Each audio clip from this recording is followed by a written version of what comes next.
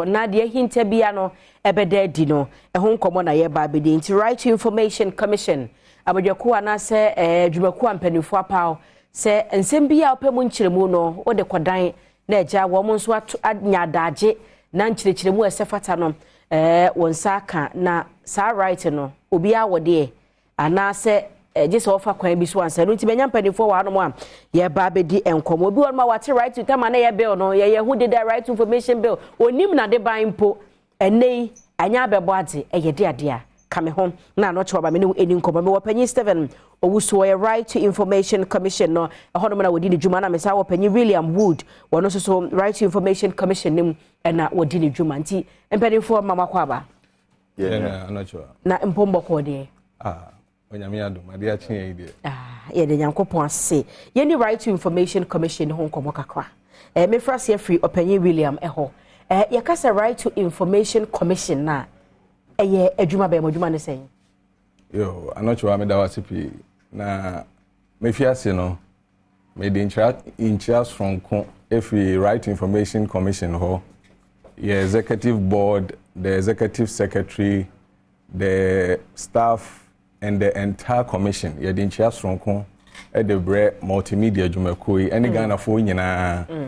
na ye Right to Information Week nso a ye di nso September bosomi we mu a ye guso a ye di nti e no ho amane bo na dia be pie ha no pay nti e ka Right to Information Commissioner me fiase fi Right to Information Bill no because emrana ba say emrana nso ba wie ye no e den na emrana pa kire ye wo nipa bia wo the right to say obenya information ana say insembisa bia pese obisa wa banjumedie bia mu no wo ho kwan say wo kọ na akobisa e wo constitution ni mu deda na kwan ben so na obefa obetumi enjoy that right no ti ni nyina ne say yenye mra na mra no enye den enhye sa right to information ni mu kena eno na kofa Right to Information law ne de bae nti say Right to Information law ne so aba e say yenya commissioner on be gina na sebe o mesisi eponi ye na yemiemie bibiam se ne be ya mra ne betuma de betuma ye adwuma na enne anoche asoye na so kọ aban dwumakuo bia se ohia nsemmisa bi me taxes na mode ye adwuma nti me pese me bebisa ekwan ye amo ye wo Fanofa Street ekwan mo ye anche etutu nti kwan na mode contract ne ma no me pese me hu contract no na me hu de ewo mu nti se ye kwan na indi bosome ba ko bosome mienu kwan na fia situtu nti Right to Information Commission ye adwuma ne se ye be hwen se mra na aban Right to Information law no ye be hyemu keten ana se ye be hyemu kena na ma mra na tuma ye adwuma ye nti Right to Information Commission no de gina ho ma no me da Civilian ma me ko Steve me to be a sorry free multimedia hada ma bawura ho se me penchire mu na procedure bi se bi wono mo a wo se me faso due diligence be ya me nsa be ka de me hwehwe no me da se anochwa se ye call emrana sia in fact Right to Information Act no ye friend no Act 989 se me can Act 989 me can Right to Information Act. Thank you. So ye call ni teacher mu ye do ngotwe section 18 no asia e kire ekwan a obia open sembisa bi efri abanjumaku bia ho no obefa so a ne nsa beka na call section 18 na asia o se obi se wo kwa ko bisa asem efri abanjumaku bi ho no ma e wo se wo digu krata so the application must be in writing na wo digu krata so no na wo de ka ho wo kire mu wo asem wo digu krata so no esimfu apoten wo hwehwe no until say me the Bible for customer you should be able to describe the information you are looking for say na be ya you be hu information kura ope na e di amount simbisa kura ope na e di amount afi wo tro ye ni mu no so many daddy say ekwan be so na ope say wonsa kan information no ye ma photocopy ye ma scan ye tun san fro na wankasa fu ani ebehwe enti wo so many daddy ewum na afi nso so wo so wutro wudin na wutro wo address say na be ya adwumakuo no pese mu no udin kita ho a obetimi no udin kita ho na afi wuwi a obesan ana say untimi nsa na say obetima wetim na afi emra ne say wo say wo di adansidie bi kan proof of identity okay say bi a Ghana card as or passport now they account ho na de ewo mu se emra ne se wo gina obi anam na akubisa nsimfua na wo de ma kan nyina eto nchen a wo besan so a kire wo bobre your capacity nti bia anochwa eyiminu aba okay we mi se bisa nsembi so I have to indicate the capacity in which I make the application on behalf of anochwa okay nti bia meche se anochwa yiminu a no me to me say me bisa nsemfue ti se me ka se was say emra ne say the application must be in writing I was say the Google crata as well na no so nkyere say sebe yenya ebia yentimi ntwero wo de woni ho kwan say okobisa enye sa na tie ebia na mintimi ntwero enam say ebia sinto bi wo mini pedua mu ana say ebia manko school minima atwero ne akenkan emra ne nyi yemfiri mu so ko section 18:2 na ema akonya say wo obi a wontimi ntwere say sinto bi a wo ni pedua mu ana say ebia wonim atwero ne akenkan a ubetimi atu anamon akọ adwumakuo no ho na emra na se no adwumakuo bia ohye se unya officer bia efe no information officer okay nti ye bode wuro yi ye wo ya fa bi nso a etu anamon ekọ adwumakuo nko ekohwese information officer no obi ene emekeka sabi ya say nipa na wadi dem ana se woni matro no ba ono no ne bedi nkita ono no ne bedi nkita ho ti emra ne se nipa no obetime etu anamon wo kwa information officer no na sundie se otie wasema obebisa no no wo twere ma wo wia onkenkan mu nkyerɛw ɛwɔ kasa a wobɛte asie mu ansa na wia se wobesan so obetime watim no de copy ama na emra ne ka se ebia twere na wuntimi ntwere no ko ba se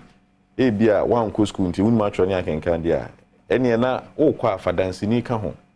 se ne be ya se information officer ni tie wa no asem no de good crata so ya no watwrachia no okenkan mu ekire na wo tie ase ansa na do nsa ahya ase a oni no dansini na de na kono so eden nsa be hya ase bi say ampa na me wo ho no na information officer no eti anochwa asem no wie ye no otwiri wie ye no cheche mu kira anochwa ma anochwa ati ase ma na dwumu ye ne fan say nsimisa no biusa no say aneti ansa na anochwa de nsa hya ase meda Steve ma men call William me access to every information metimi akwa na say ye wo category bi a ho de no go area yo meda wase anochwa tro no kura mpo ka che say ye woni ema nyina ho kwan sunye ni nyina ne fata okay enti sani amra na man ho kwan say ye to bi ko ne ko bisensemfo nyina no ye won sem bi wo ho no ma eno de untumi enya sa information no okay say wo fa nsem bi te say e bia nkitawodie bia presidency and our cabinet omugusu a omudi omunyandin wie still omo deliberative process nim omugusu omudi nkita ho no enyan CP untumi nko na wonko kasa me pese menya saa information no say wo fa another information bi te say personal information eno no eye wo information mean to me en sorry na me nko